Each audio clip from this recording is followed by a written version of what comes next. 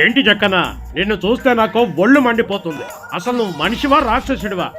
రాక్షసుడినే కానీ నీ అంత కాదులేవయ్యా. నువ్వు నాలాంటి ఆర్టిస్ట్ ను కూడా చాలా ఇబ్బంది పెట్టావు. సంతోషించావులే. అసలు నిజమైన ఆర్టిస్టులు అయితే మాలాంటి డైరెక్టర్లని ఇబ్బంది పెట్టరు. అబ్బచ్చా, ఎక్స్ట్రాలు బాగానే కొడుతున్నావు.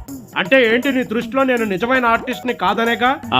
డైరెక్షన్ చేత కాకనే నిన్ను ఇబ్బంది పెట్టా అని అంటున్నావుగా నువ్వు. లేకపోతే నాటు సాంగ్ కి అప్పట్లో నాతో చరణ్ తో ఎన్ని టేక్స్ చేయించావో మర్చిపోయావా?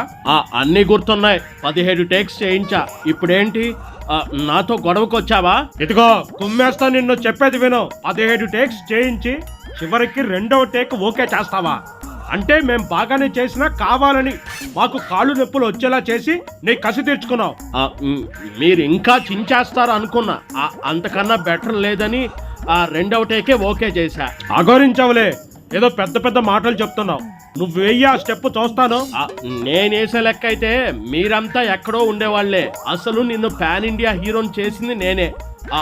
అది గుర్తుపెట్టుకో. ఇదిగో స్టూడెంట్ నెంబర్ 1 తో డైరెక్టర్ గా నీకు అవకాశం ఇప్పించింది నేనే. అబ్బా చాలే తారక్, ఇప్పటికే చాలా ఎక్కువ మాట్లాడేశాం. చూసేవాళ్ళు నిజంగా మనం గొడవ పడుతున్నాం అనుకుంటారు. అనుకునేది ఏముంది, షూటింగ్ గ్యాప్ లో మనం తిట్టుకునేది కొట్టుకునేది నిజమేగా జక్కన్నా. ఇదిగో అది మనిద్దరి వరకే తెలుసు. అయినా నేను నీకన్నా 10 ఏళ్లు పెద్దవాడిని.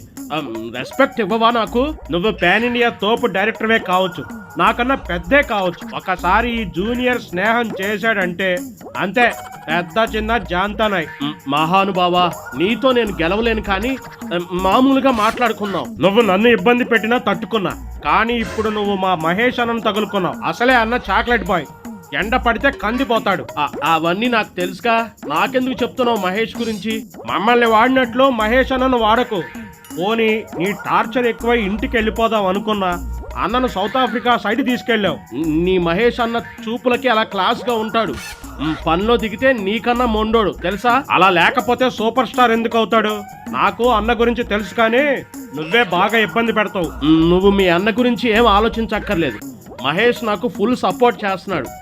నేను నిజంగా షూట్ ని ఎంజాయ్ చేస్తున్నా. అన్న రిస్కీ షాట్స్ చేస్తాడు కదా అని నీ పైచం చూపించి రెచ్చిపోయావా?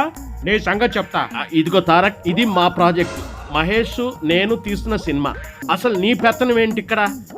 వెళ్ళి నీ పని చూసుకోపో. పని లేక కాదు నీ దగ్గరికి వచ్చింది. చేతిలో వరుసగా సినిమాలున్నాయి, ఏదో నీతో మాట్లాడాలనిపించి వచ్చాను. తెలుసులే, అన్ని పాన్ ఇండియా సినిమాలే చేస్తున్నావుగా ఇప్పుడు. నీతో వర్క్ చేసే ఆ ప్రశాంత్ నీళ్ళని కూడా ఇలాగే బుర్ర తినేస్తావా? నీకన్నా 1000 రెట్లు బెటర్ ప్రశాంత్. బుర్ర తినడం గురించి ఇక నువ్వే చెప్పాలి. సరేలే, నాకు వారణాసి పనులు చాలా ఉన్నాయి తారక్.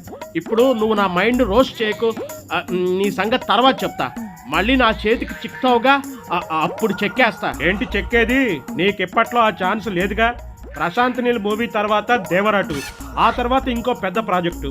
అవన్నీ అయ్యేసరికి నువ్వు పూర్తిగా ముసలాడివి అయిపోతావు. ఏం కాదు, వారణాసి అవగానే నిన్నే పట్టుకుంటా. ముందు వారణాసి అనుకున్న టైంకి రిలీజ్ చేయి. నాకు డౌటే, ఈ సినిమా రిలీజ్ అయ్యేపటికి ఇంకో 5 ఏళ్ళు పడుతుంది.